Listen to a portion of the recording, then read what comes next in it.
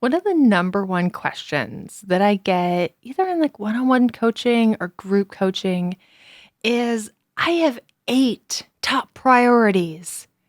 Is that okay? But listen, change is hard and we don't like to do hard things.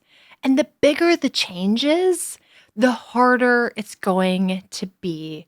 So I really encourage people to think about as you're approaching this new year, like what's the place that you really want to lean in? Maybe just for the next 12 weeks. Where do you want to focus a lot of your time and your attention and your energy to create a lot of change? And I hate to burst your bubble because it's my bubble too.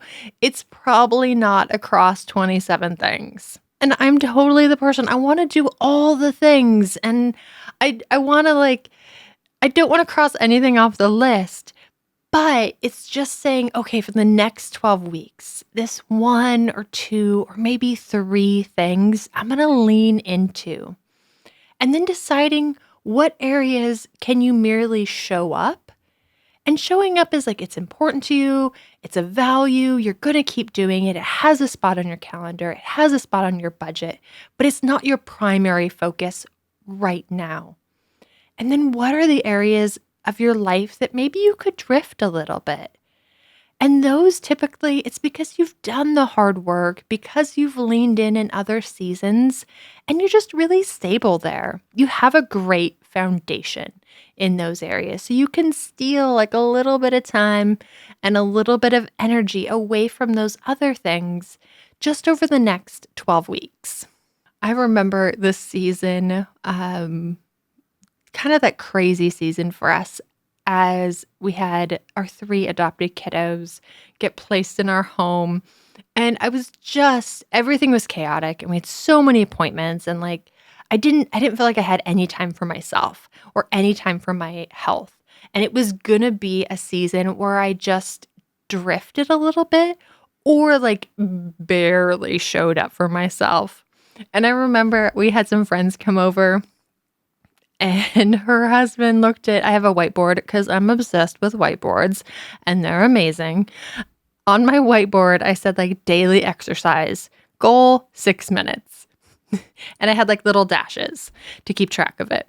And he looked at his wife and he said, wait, like 6 minutes at a time? Or is she just doing exercise for 1 minute 6 times a day? And y'all, that is all I had. I had 60 seconds, maybe 6 times a day, that I could do squats or I could do push-ups or I could do jumping jacks. But 60 seconds when you have 4 little kids who are so needy and so demanding and just like kind of going through their own stuff, that was all I had. But that's how I could keep showing up just a tiny bit or letting this area of my life drift until we got some more stability because I really needed to lean in to be there for them that season and to help them with this transition and to help them with all the dysregulation that they were experiencing. And then in 6 months, we were able to kind of start to settle in and figure it out. And I was able actually to go back to the gym, you know, a person who can work out for more than 1 minute at a time and focus on my health a little bit more and focus on that self-care, which I really needed a little bit more. But think about the next 12 weeks. What do you really want to lean into? Is it with something with your money or your relationships? Maybe you want to get a side hustle off the ground, or go to therapy or just invest in your health. What does that focus want to be? And then try to just pick 1 or 2 or 3 things. But figure out what you want your focus to be over the next 12 weeks and then gather some support from your friends or from your family or your partner. If it's you want to pay off debt, it might be you're not going to do any dinners out. If you want to start a side hustle and start just experimenting with what new career options could be, that's a great way to test and scale it. But you might need those evenings. So it might be even saying to your friends, like, I love going out with you, or even like, I love doing board game night, but just for the next 12 weeks, I really need to focus on this project I'm working on. It might be food tracking. If you want to figure out like what foods really give you the best energy, or you're going to try to do some elimination experiments to see like what foods maybe are causing you to break out or feel groggy or just not feel like your best self.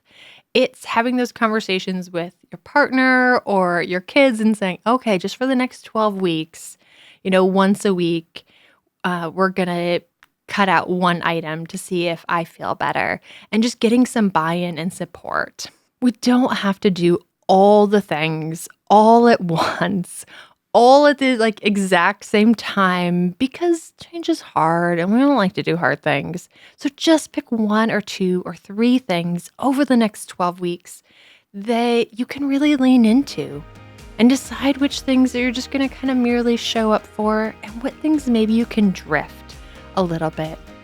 And just remember, we don't have to be perfect. We just need to make some progress. And every day be a little bit more courageous, because adventure awaits.